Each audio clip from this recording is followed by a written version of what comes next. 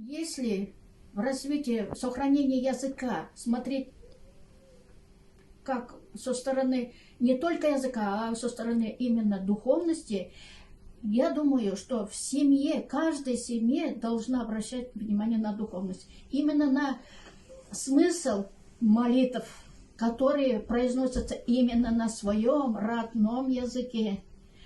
Язык вот молитв, он древний. Он древний, он не только для ушей наших, для друзей, для тех, которые слушают, это все и проходит с нашей души и для души других. Это вибрации нашей души. Если вот вибрация и смысл этих слов, молитв у нас совпадает, то у нас будет гармония.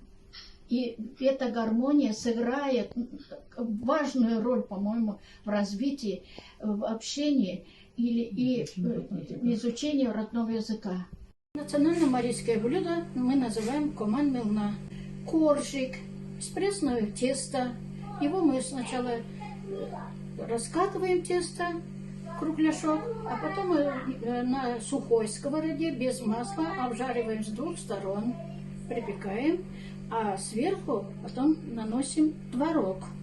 В твороге у нас будет немножечко растительное масло, сметана, сам творог, яичек добавляя, чуть-чуть соли и песка, сахарного песка. Перемешаем все это, а потом наносим вот на эти самые коржи и припекаем уже, чтобы румяные они были, в духовке или же в русской печи. А потом сверху намазываем сливочным маслом. Материал. Вот у меня тут это ситец, да? А раньше домотканый материал. Ну что, где материалы покупают? Они же ткали все сами.